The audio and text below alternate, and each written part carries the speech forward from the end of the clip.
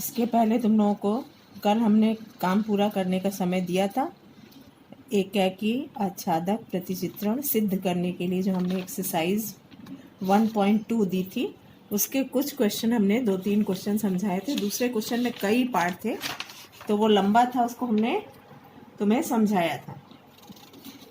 तो वो एक्सरसाइज पूरी हो गई होगी, उसके कुछ क्वेश्चन पहले से भी करा चुके हैं एग्जाम्पल में। अब हम नेक्स्ट टॉपिक पे आते हैं। तुम लोग वो एक्सरसाइज पूरी जिसने कर ली है तो ठीक है, और आपके पास समय है और लोग पूरा कर लीजिए। एक छोटे छोटे टॉपिक हम डिस्कस कर रहे हैं, समुच्चय का विभाजन। बच्चों आपको नोट्स भी भेजते हैं तो पहले आप नोट्स उतार लीजिए, फिर उसके बाद वीडियो चला करके तब समझिएगा। समुच्चय के विभाजन में हमने आपको इसके पहले तुल्यता संबंध बताया है।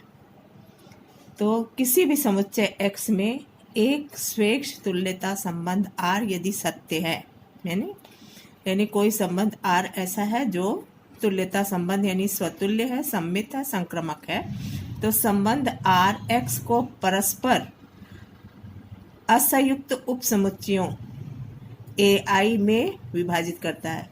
जिस समुच्चय में वो संबंध है तुल्यता, उस समुच्चय को कई पार्ट में कई उपसमुच्चय में विभाजित करता है। वो तुल्यता संबंध X को तुल्यता संबंध R कई उपसमुच्चयों में विभाजित करता है, जो कि कई सारे प्रतिबंधों को संतुष्ट करते हैं। पहला प्रतिबंध क्या है? जैसे X समुच्चय है तो हम मान लेते हैं X AI AJ A1 A2 A3 करके कई सारे उपसमुच्चयों में विभाजित हो रहा है। तो समस्त I के लिए AI के सभी अवयव एक दूसरे से संबंधित होते हैं। यानी AI जो एक उपसमुच्चय AI बनेगा, चाहे वो A1 ले ले, चाहे A2 ले ले, चाहे A3 ले ले, वो एक दूसरे से संबंधित होंगे किसी गुण द्वारा। AI का कोई भी अवयव AJ के किसी अवयव से संबंधित नहीं होता। एक ही उपसमुच्चय जो है आपस में संबंध रखते हैं, लेकिन एक दूसरा जो उपसमुच्चय होगा X का, जो समुच्चय X है, उसके कई उपसमुच्चय हैं A1 A2 A3। तो A1 उपसमुच्चय के अवयव आपस में संबंधित होंगे, लेकिन A1 का A2 से नहीं होगा। यहाँ AI हमने लिया है, वो A1 A2 A3 कुछ भी हो सकता है। तो AI का AJ से संबंध नहीं होगा अवयवों से, लेकिन AI के अवयव आपस में संबंधित होंगे। तीसरा पॉइंट है कि यूनियन AI, यानी सारे जो उपसमुच्चय बने हैं, जो विभाजित कर रहे हैं जितने उपसमुच्चयों में, सबका यूनियन लें तो पूरा का पूरा समुच्चय X मिल जाएगा। अब हम एक उदाहरण लेते हैं। समुच्चय है Z, यानी पूर्णांकों का समुच्चय, और संबंध है 3 से विभाज्य होना। R संबंध की परिभाषा क्या है कि 3 से संख्याएं विभाजित है। तो जो X बिलोंग करता है Z में, अगर 3 से विभाजित नहीं होगा, पूरी तरह विभाजित हो जाएगा तो रिमाइंडर यहाँ 0 होगा, है ना। तो X माइनस 0 3 से विभाजित है। अगर रिमाइंडर 1 होता है तो X माइनस 1 3 से विभाजित होगा, जो शेष बचा है घटा दे तो। अगर रिमाइंडर 2 होता है तब वो 3 से विभाजित X माइनस 2 से 3 से विभाजित होगा। अगर उपसमुच्चय के अवयव X हैं तो पहले उपसमुच्चय के लिए X माइनस 0 3 से विभाजित होगा, दूसरे के लिए X माइनस 1, तीसरे के लिए X माइनस 2, क्योंकि 3 से विभाजित संख्या अगर करते हैं किसी भी संख्या को 3 से, तो रिमाइंडर या तो 0 होगा या 1 होगा या 2 होगा। तो इस तरह से हमारे 3 उपसमुच्चय Z के हो जाएंगे, A1 A2 A3।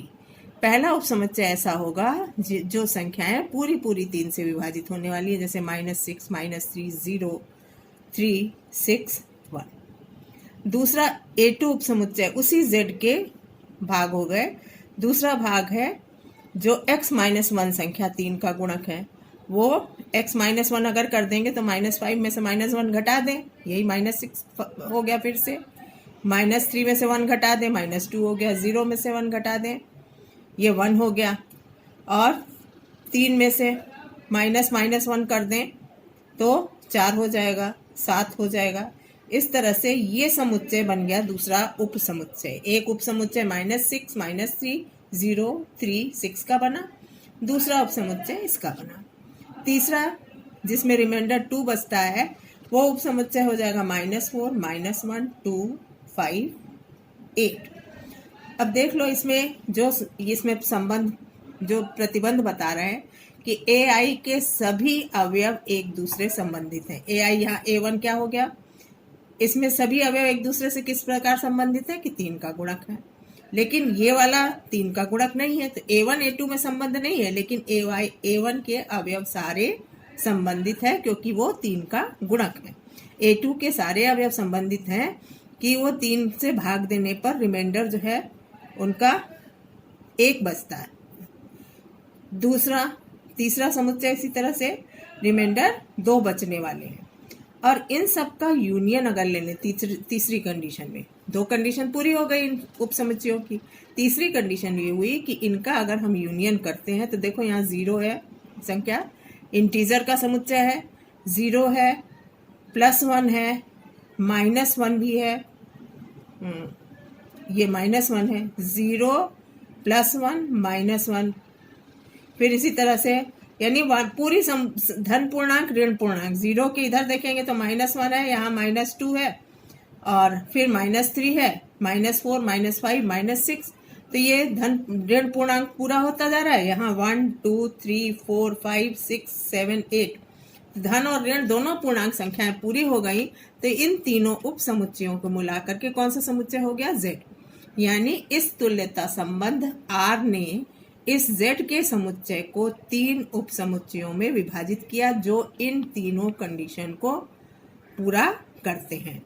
अब समुच्चय का जो विभाजन होकर के ये 3 उप समुच्चय मिले, इनको तुल्यता वर्ग कहते हैं। यदि कोई R संबंध है X में, तो R X का तुल्यता वर्ग कहलाएगा, जहां X रिलेटेड Y। तो जो कंडीशन पीछे दी थी कि अगर हम विभाग समुच्चय कहें तो इसमें A1 इंटरसेक्शन कोई 2 में कोई संबंध नहीं होगा, यानी A1 इंटरसेक्शन A2 फाई है, यहाँ AI इंटरसेक्शन कोई भी 2 का समुच्चय इंटरसेक्शन फाई होगा, और सबका यूनियन मिला लें तो खुद वो समुच्चय होगा। ये तुल्यता वर्ग की परिभाषा हुई। इसके पहले हमने संबंधों का संयोजन बताया है, तो सेम उसी तरह से फलनों का संयोजन होगा। यदि F एक संबंध फलन है A से, फलनों के संयोजन में जैसे संबंध का संयोजन किया था उसी तरह से 2 समुच्चय हैं। F एक संबंध है, फलन है A से B में, G एक फलन है B से C में, तो GOF गॉफ बोलेंगे, ये संबंध A से C में होगा। पहले वाले का डोमेन होगा, दूसरे वाले का सह डोमेन होगा, वहां से वहां तक एक संबंध कहलाएगा।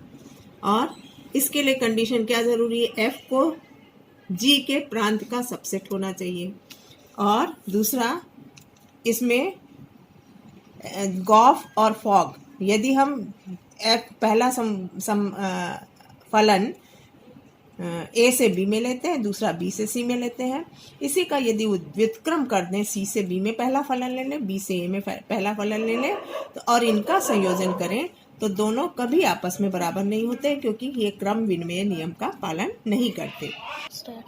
तीसरी प्रॉपर्टी है बच्चों, दूसरी हो गई क्रम, तीसरा हो गया ये साहचर्य नियम का पालन करता है। पहले हम G और F को करके फिर H को अप्लाई करें, या H और G को पहले करके फिर F को अप्लाई करें, तो ये इनका संयोजन समान होगा, तो ये साहचर्य नियम का पालन करता है। ये विभाग या तुल्यता वर्ग पे आधारित 2-3 क्वेश्चन और फलनों के संयोजन पे आधारित 2-3 क्वेश्चन हम अभी फोटो करके भेज दे रहे हैं। तो लोगों के पास 5-6 क्वेश्चन आपके होमवर्क में होगा, उसको कर लीजिए।